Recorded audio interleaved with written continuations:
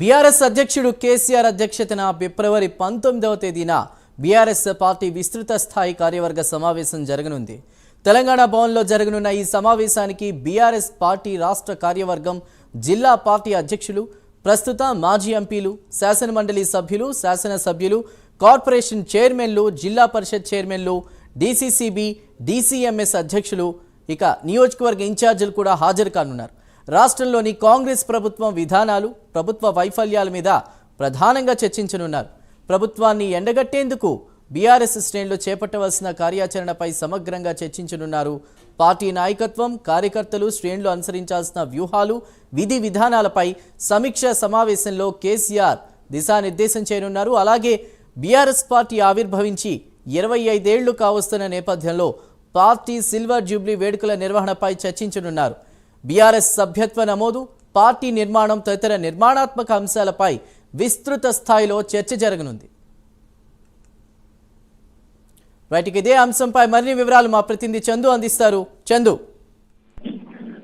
BRS party అధ్యక్షుడు కేసీఆర్ అధ్యక్షతన ఫిబ్రవరి 19వ తేదీన బీఆర్ఎస్ పార్టీ విస్తృత స్థాయి కార్యవర్గ సమావేశం జరగబోతుంది. 19వ తేదీన మధ్యాహ్నం 1 గంటల నుంచి తెలంగాణ భవన్లో ఈ సమావేశం ఉంటుంది. కేసీఆర్ అధ్యక్షతన పార్టీ కార్యవర్గం, జిల్లా పార్టీ అధ్యక్షులు, ఎమ్మెల్యేలు, ఎమ్మెల్సీలు, మాజీ శాసనసభ్యులు, కార్పొరేషన్ చైర్మన్లు, జిల్లా పరిషత్ చైర్మన్, డీసీసీబీ, డీసీఎంఎస్ అంతా పార్టీ ఇన్ఛార్జీలంతా కూడా పాల్గొంటారు. ముఖ్యంగా పార్టీ ఆవిర్భవించి 25 ఏళ్లు కూడా పూర్తి కావస్తున్న నేపథ్యంలో పార్టీ సిల్వర్ జూబ్లీ వేడుకల నిర్వహణతో పాటు సభ్యత్వ నమోదు, పార్టీ నిర్మాణం, వీటన్నిటిపైన కూడా విస్తృత స్థాయిలో చర్చ జరగబోతున్నారు. ముఖ్యంగా రాష్ట్రంలో కాంగ్రెస్ ప్రభుత్వం అనుసరిస్తున్న విధానాలు, ప్రభుత్వ వైఫల్యాలను ప్రధానంగా చర్చించబోతున్నారు.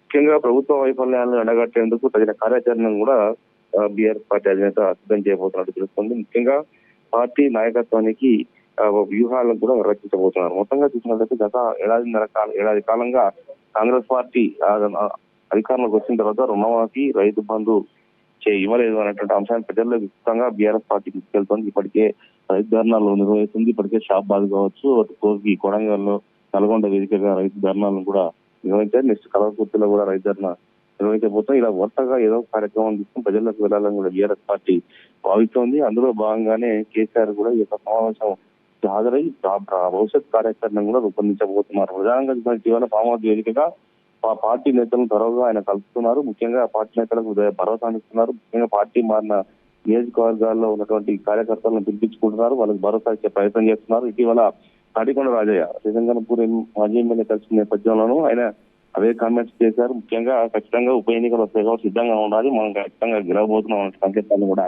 ఆయన ఇస్తున్నారు. ప్రస్తుతం ఇప్పుడు ఈ కార్యవర్గ సమావేశానికి కేసీఆర్ వస్తుండడం మాత్రం ఆ కార్యకర్తలకు జోష్ అయితే నిలుపుతానని తెలుస్తా ఉంది. ఎందుకంటే ఇప్పటికే ఇప్పుడు త్వరలోనే స్థానిక సంస్థల ఎన్నికలు కూడా రాబోతున్నటువంటి క్రమంలో ఖచ్చితంగా పార్టీ శ్రేణుల్లో జోష్ నింపి మంచి స్థానిక సంస్థల ఎన్నికల్లో మెగా తీసుకురావడమే ధ్యేయంగా కూడా కేసీఆర్ కృషి చేయబోతున్నారు కూడా తెలుస్తా ఉంది.